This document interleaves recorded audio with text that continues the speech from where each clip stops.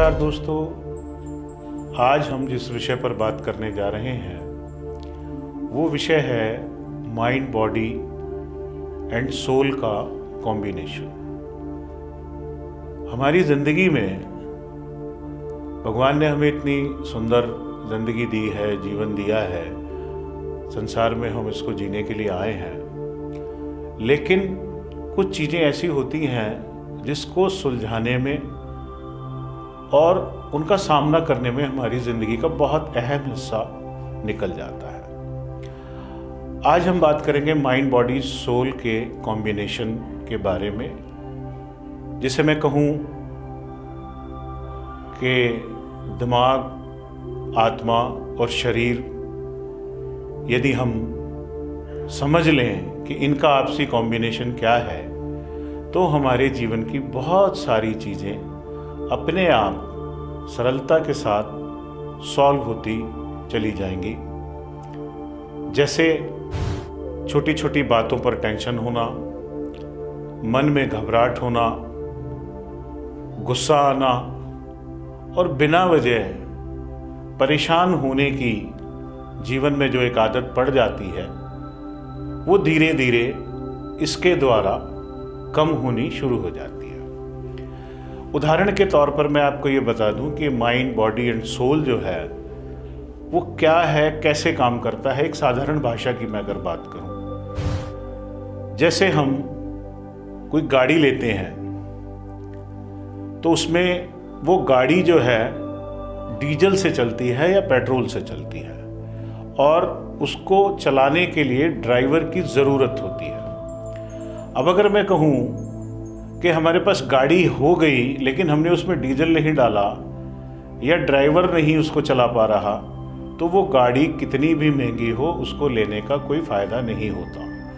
यदि मैं उसमें डीजल भी अवेलेबल कर दूं लेकिन ड्राइवर नहीं है तो भी वो चलने में असमर्थ है, और अगर गाड़ी भी है, ड्राइवर भी है और डीजल भी नहीं है तो भी वो चलने में असमर्थ है। तो इसी प्रकार जो ये गाड़ी है ये हमारा शरीर है, डीजल जो है वो हमारी आत्मा है, सोल है, और ड्राइवर जो है वो हमारा दिमाग है, मन है। तो जब ड्राइवर उसको चलाता है तो फ्यूल उसमें काम करता है और गाड़ी अपने हिसाब से चलना शुरू कर देती है। तो जब आत्मा उसको अनुमति देती है दिमाग को तो दिमाग चलने लगता है और चलने के बाद शरीर भी उसी तरीके से चलने लगता है। अब जो रोज़मर्रा की समस्याएं हमारे जीवन में आती हैं उनका समाधान काफ़ी हद तक हमें सेल्फ मोटिवेट होके निकालना पड़ता है और निकालना भी चाहिए। जब हम ये प्रक्रिया सीख जाएंगे तो बहुत सारी चीज़ों की समस्याएं अपने आप जीवन में से ख़त्म होती चली जाती है। अब इनका कॉम्बिनेशन क्या है, देखिए, जैसे मैंने आपको उदाहरण दिया कि हम किसी भी काम को करने के लिए दिमाग का प्रयोग करते हैं, अपनी कॉन्शियस का प्रयोग करते हैं और अपने शरीर का प्रयोग करते हैं। अगर ये तीनों एक दूसरे की स्वीकृति के साथ काम करते हैं, एक दूसरे के कॉम्बिनेशन के साथ काम करते हैं, तो जैसे मैंने आपको बताया, गुस्सा आना, पेशेंस, रोज़मर्रा की परेशानियां, घबराहट, ये सब चीज़ें एक तरीके से धीरे धीरे कम होना शुरू हो जाती हैं। उदाहरण के तौर पे जब हमें गुस्सा आता है तो गुस्सा जब आता है तो शरीर के द्वारा हम लड़ने की कोशिश करते हैं, मारपीट करने की कोशिश करते हैं, क्योंकि हमें क्रोध आ जाता है। क्रोध इसलिए आ जाता है कि जब हमारा माइंड जो है वो ज़्यादा नेगेटिव हो जाता है, ज़्यादा हीट हो जाता है और हम अच्छे बुरे का ज्ञान नहीं कर पाते, उसके बारे में सोच नहीं पाते। उसका रीज़न क्या होता है कि जो हमारी सोल है, जो हमारी आत्मा है, उसकी स्वीकृति हमें नहीं मिलती। केवल दो चीज़ें उसमें जब काम करती हैं तो गुस्से जैसी परिस्थिति आ जाती है। हमारे को इस बात का विचार करके चलना चाहिए कि हम किसी भी काम को करने से पहले अगर अपनी आत्मा से स्वीकृति लेते हैं, माइंड अगर उससे स्वीकृति लेता है और फिर बॉडी पर रिएक्ट करता है, तो बहुत सारी चीज़ें होने से बच जाती हैं। सवाल ये उठता है जी, अगर आत्मा ही इस बात की गवाही दे दे कि नहीं जी मुझे तो इससे झगड़ा करना है या इसके साथ इसको गुस्सा करना है। देखिए, जब हम किसी से बात करते हैं तो एक बात आती है कि आप सच्चे मन से बताइएगा, क्या आपने आत्मीय तौर पे इस काम के लिए स्वीकार किया? तो जवाब आता है कि नहीं, मैं इस काम में जल्दी कर गया, मेरे द्वारा ये काम गलत हो गया, मैंने संयम से काम नहीं लिया, मैंने धैर्य से काम नहीं लिया। ये जब होता है जब हम तीनों चीज़ों का आपसी डिस्कशन करते हैं। कहने का तात्पर्य ये है कि कई बार जीवन में इस तरह के हालात हो जाते हैं कि समय कम अवधि में हम एक्शन ले लेते हैं। सोचने का समय इन तीनों चीज़ों को आपस में डिस्कशन का नहीं देते, जिसकी वजह से वो परिस्थिति पैदा हो जाती है। कहने का तात्पर्य ये है कि हमें संयम को कभी भी छोड़ना नहीं चाहिए, किसी की बात को पूरा सुनना चाहिए। सुनने के बाद उसमें ये निर्णय, तीनों का जो कॉम्बिनेशन है, निर्णय को निर्धारित करता है कि हमें किस एक्शन को लेना है। हर व्यक्ति की अपनी अपनी समस्याएं होती हैं, अपना अपना एक सोचने का तरीका होता है,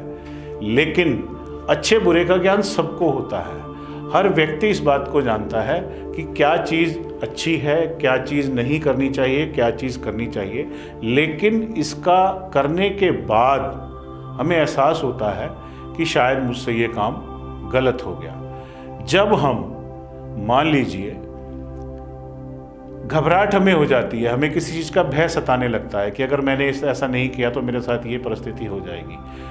ये जो परिस्थिति है वो इस प्रकार की परिस्थिति है कि अगर हमारे पास एक पेशेंस जो है, धैर्य जो है, वो हमारा काम करता है, तो कई दफ़ा हम उस परिस्थिति से बच सकते हैं। नॉर्मली आपने देखा होगा, घर में छोटी छोटी चीज़ों पे झगड़ा हो जाता है या गुस्सा हो जाते हैं या किसी की बात का हमें इतना बुरा लग जाता है कि हम उसी समय उस पर जो है एक्शन ले लेते हैं, और वो कहीं संबंधों में प्रॉब्लम आ जाती है, कहीं आपसे विचारों में प्रॉब्लम आ जाती है। तो कई बार प्रणाली ये कहती है कि जिस व्यक्ति विशेष से हम बात कर रहे हैं,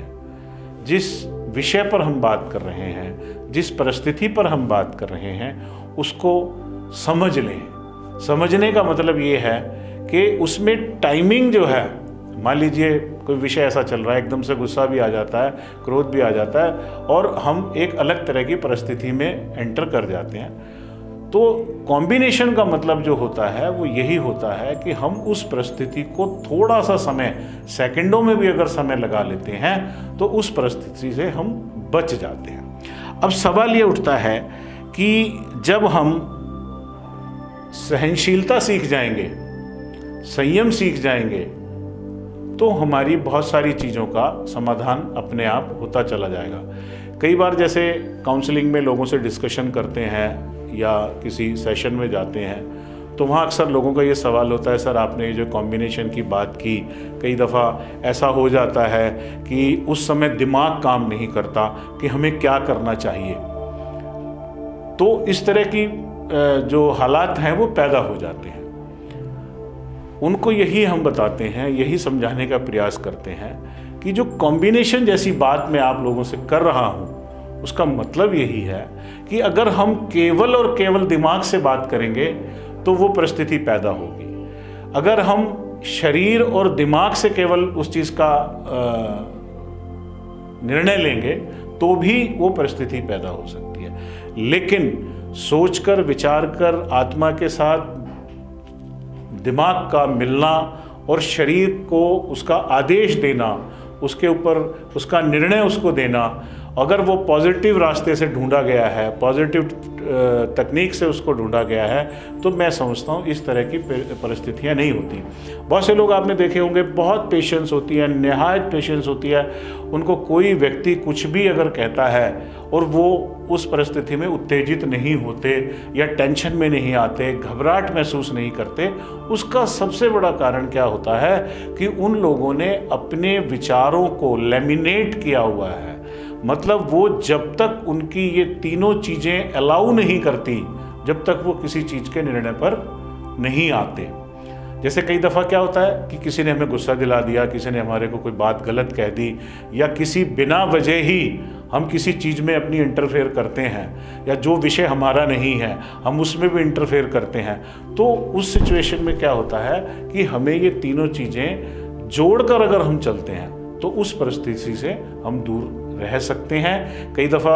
आपने अक्सर देखा होगा जीवन में लोगों को कि अपने काम से मतलब ना रखकर दूसरे के द्वारा किए हुए काम में अपने विचार देना, बिना मांगे,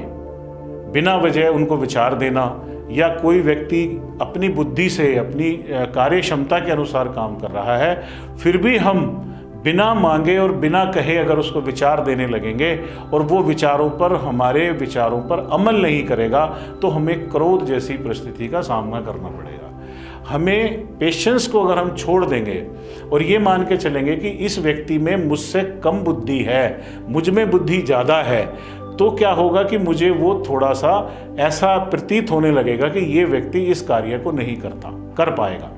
तो विश्वास की जो भावना है कि जो व्यक्ति जो काम कर रहा है वो उसको पूरी सफलता के साथ करेगा, और अगर हमें उसको अपने विचार भी देने हैं तो क्षणिक हमें इस बात का इंतज़ार भी करना चाहिए कि क्या वो मुझसे विचार मांगने की परिस्थिति में आ रहा है। और अगर वो नहीं भी आता, मान लीजिए विचार नहीं भी आपसे मांगता और आपका मन करता है कि मैं इसको विचार दूं, अपनी बात रखूं जिससे इसका कार्य सरल हो जाए, तो उसको हीन भावना से या उसको मोरल को उसके डाउन ना करके ऐसे शब्दों के प्रयोग के द्वारा अगर हम उसको एक सलाह के तौर पर उसको बताएंगे तो वो हमारी बात भी सुनेगा, हमारा जो पेशेंस है वो भी बरकरार रहेगा। तो दोस्तों, जहाँ तक माइंड, बॉडी एंड सोल का सवाल है, ये बहुत बड़ा विषय है, काफ़ी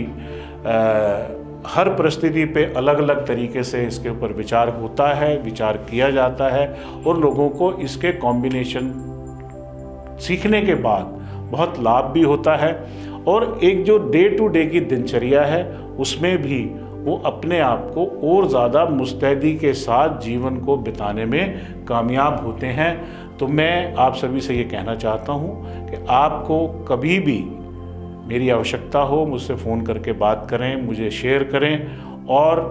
जितना ज़्यादा से ज़्यादा हो सके, बहुत सारी चीज़ें इसमें ऐसी हैं जो मिलने पर हम लोग बताएंगे। आप स्वयं अंतर देखेंगे कि मिलने के बाद जब आप अपनी बातें बताएंगे, हर व्यक्ति का